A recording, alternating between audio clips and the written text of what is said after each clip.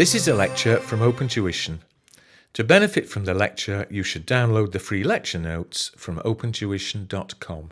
So let's begin the fun and frolics following the introduction of looking at step acquisitions. And the first scenario that we're going to go through and look at is that we have no control and we go to having control. Okay, so when we're going up the stairs, we go through that 50th step. Okay, that accounting boundary whereby we begin to consolidate.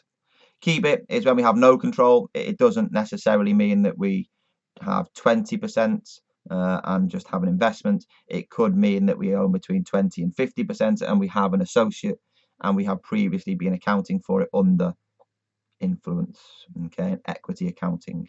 But regardless of whether we had just a simple investment, regardless of whether we had an associate, the treatment is the same. We've gone through the 50th step, we've gone through the door, and we are now consolidating.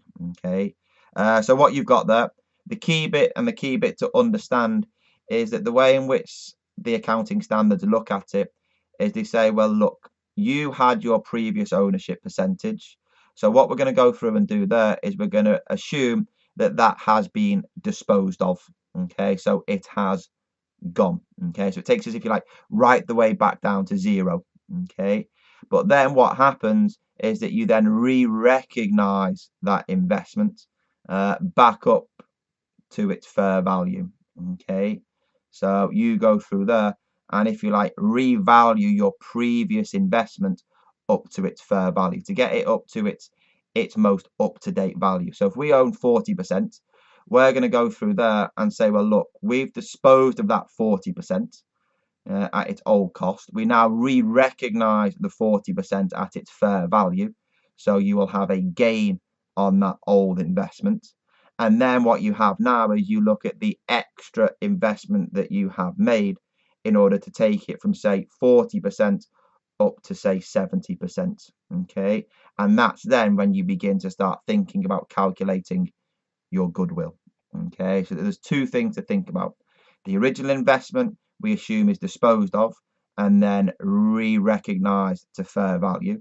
And if that's the case there, then what you have is that fair value remeasurement will give you a gain, and that gain goes to profit or loss. Okay, so if I previously held 40%, I would dispose of the 40, re-recognize the 40 at fair value.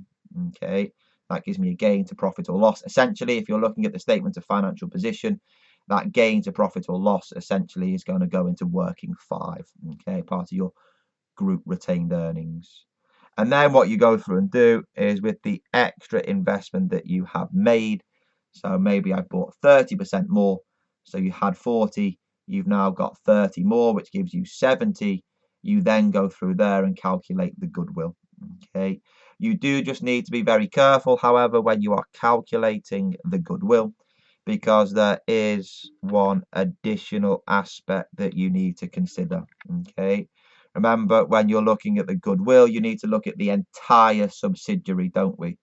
So yes, we've paid to get our 30% extra, so that's the cost of the additional investment, isn't it? But we need to put in the fair value of the existing interest. So we said that we previously owned 40%. We've remeasured it to fair value. So with our 30% that we've paid, we add on the 40% fair value to show that we own now 70% of the sub, and then we carry on as normal. Yeah, we go through there, add on the non-controlling interest at acquisition. So acquisition being the date that we've crossed the accounting boundary. So gone through or gone over that 50th step and through the door. And then you deduct the net assets at the date of acquisition. Okay. Once you've done that, that's the goodwill at acquisition. And then you carry on as normal in terms of your non-controlling interest and your group retained earnings. Okay.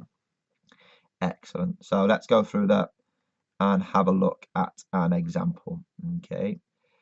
So what we've got there, if we pull it together, it says calculate the goodwill to appear in the Jeremy Group Statement of Financial Position at the 31st of December 2015. Okay, so it says Jeremy acquired 40% of the equity interest of David for $40 million several years ago. And then on the 1st of January 2015, Jeremy acquired an additional 35% for 45 million. And the fair value of the identifiable net assets were 105. So we had 40. We've now got an additional 35. So we now have, is it 75%? Okay, if we have 75%, then we have the power to direct the activities, and that goes through there and gives us control. So David is now a sub, and Jeremy is now the parent. Okay. It then goes on to tell us that the fair value of the NCI at the 1st of January, so when it became a subsidiary, was 32 million, and the fair value of the original holding was 52 million. Okay. There we go. So, right, let's go through, work out the goodwill. So, the cost of the additional investment, essentially, that's thinking about our 35%, isn't it? We've just bought that for 45 million, haven't we? So, we're going to work in millions of dollars. Okay. The fair value of the existing interest, so we previously owned 40%, didn't we? We're told that that fair value is there as 52 million. The non-controlling interest at acquisition, so 35 and 40 is 75. The non-controlling interest must be 25, and you can see there that we valued 100% of the subsidiary, haven't we? Which is why we include that existing 40% interest at fair value to show it at its most up-to-date value. But regardless of that, the non-controlling interest at fair value was it at 32 million. And it tells us that the identifiable net assets, so 100% of them, are there at 105 million. 45 plus 52 plus 32 less 105 gives me there, is it 24 million? Okay, so I have 24 million as my goodwill. The question doesn't specifically ask us for it, but I will throw it in. Because what you've got there is that the original investment was 40 million. It is now 52 million. So what you have there is that there is a gain equal, isn't there, to $12 million. And that gain of $12 million would go into working number 5 within your group retained earnings. Okay.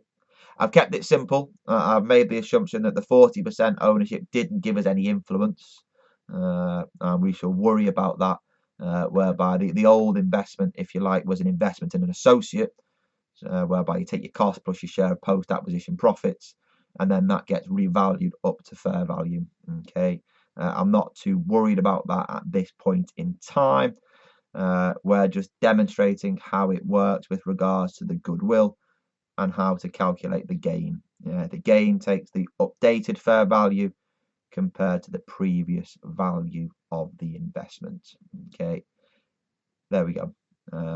Have a work through it, have a practice at the odd question that's in the revision kit and within the study text of your chosen tuition provider. Other than that, I'll see you within the next session.